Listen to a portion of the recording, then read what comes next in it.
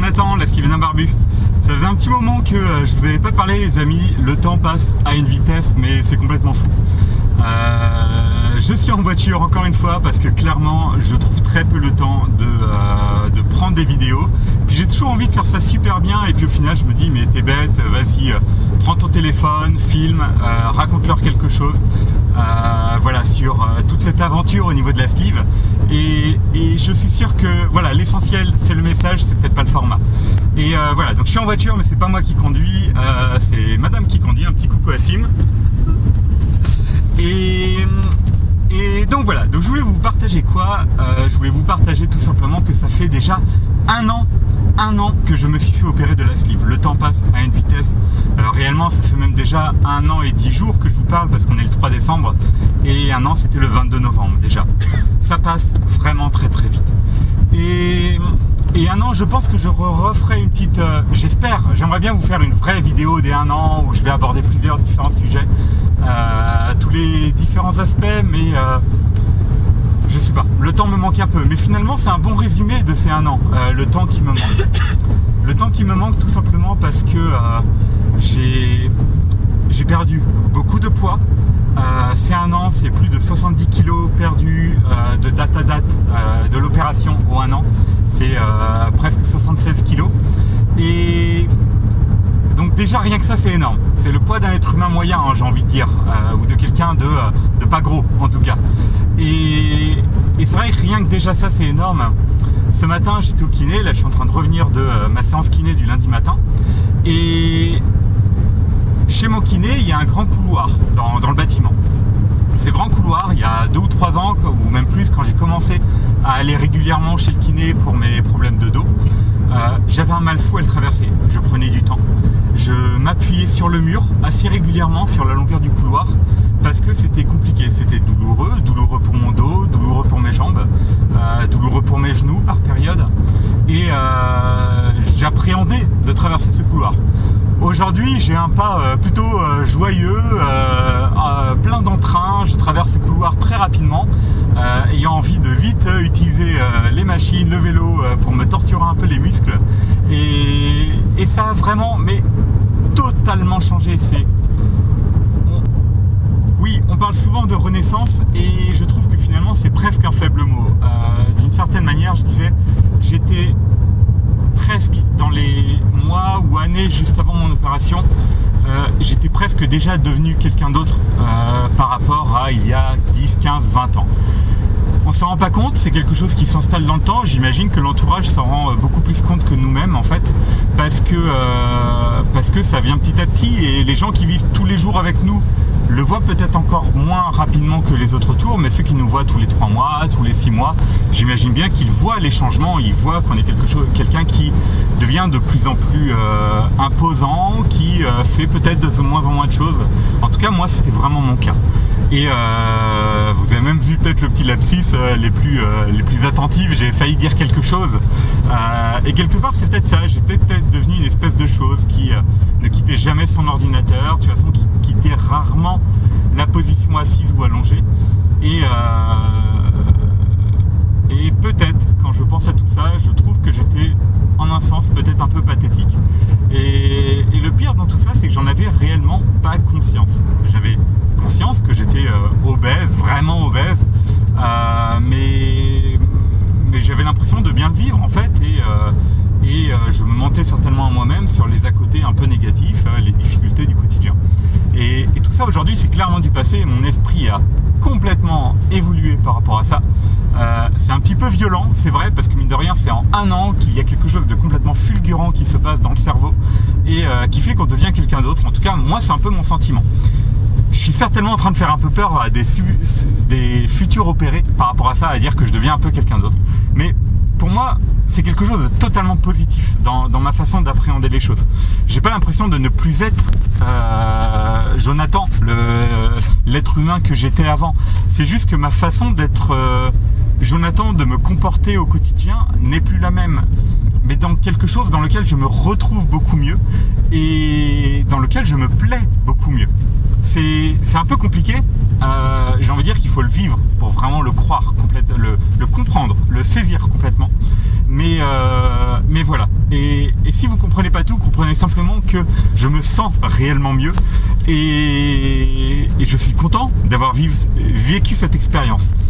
Il y a quelqu'un il n'y a pas longtemps sur les réseaux sociaux qui m'a sorti quelque chose d'assez violent, j'ai envie de dire, en disant non mais c'est pas naturel cette opération, il suffit d'arrêter les apéros, etc. Alors déjà moi les apéros, j'en prenais jamais, donc c'est pas les apéros qui m'ont fait prendre du poids. Prendre du poids c'est un petit peu plus complexe que manger un peu trop à chaque repas. Et puis quelque chose de violent et de non naturel, j'ai envie de dire l'opération de l'appendicite, c'est quelque chose de non naturel non plus. Pourtant je pense pas que cette personne pense quelque chose de mal de l'opération de l'appendicite. Et quand on en vient à devoir faire une chirurgie pour pouvoir avancer dans ces problèmes de poids, dans ces problèmes de santé, c'est que les problèmes sont trop importants pour réussir à les résoudre par soi-même. Et clairement, moi, c'est là que j'en étais. Je vous ai toujours pas dit mon poids, j'avais dit que je le dirais pour les 1 an. Mais je vais vous faire mariner encore une vidéo, la dernière. Promis, dans la prochaine vidéo, je vous dis mon poids. Mais voilà, pour ceux que ça amuse, je vous propose un mini-jeu. Essayez de trouver mon poids de départ. Vous l'écrivez en commentaire. Et celui qui sera le plus près, je lui trouverai un petit cadeau. Je vous reparlerai bientôt de la fourchette connectée et il y a une nouvelle version qui arrive pour l'année 2019. Et donc j'ai quelques petites discussions avec eux et normalement on organisera un petit concours bientôt et je vous ferai gagner certainement plusieurs fourchettes connectées, peut-être 2 ou 3 j'espère, et je vous en reparle, il y en aura au moins une, donc celui qui trouve le poids le plus proche, je pense que j'arriverai à lui faire gagner une fourchette connectée, je vous redis ça, et tous les autres participants, on fera un tirage au sort et puis je referai peut-être une vidéo concours. Je vous en reparle, c'était pas le sujet de la vidéo, mais pour ceux qui reviendraient en disant ça y est, ça fait 1 an, t'as dit que tu dirais ton poids, ça arrive, encore une vidéo à attendre et je vous dis mon poids de départ. Et voilà, mais en tout cas, c'est quelque chose d'important. J'ai perdu plus de 76 kilos, je vous disais. Il me reste certainement encore pas mal de poids à perdre, mais le chiffre en lui-même, c'est pas ce qui est le plus important pour moi, vraiment pas. Et ce qui est important, c'était de me sentir bien, de sortir de cette obésité morbide. J'en suis sorti. D'un point de vue chiffre IMC, je suis maintenant dans l'obésité sévère, donc pour dire que j'ai encore un poids important. Mais je me sens déjà extrêmement bien par rapport à il y a 1 an, par rapport à il y a 2 ans. C'est complètement le jour et la nuit, quoi. Donc voilà, je sais pas si j'avais envie de vous dire grand chose d'autre. D'un point de vue rapide, donc j'ai vu mon endocrinologue pour l'1 an post-op, j'ai vu également mon chirurgien la semaine dernière, pile à 2 jours près, pile pour le 1 an.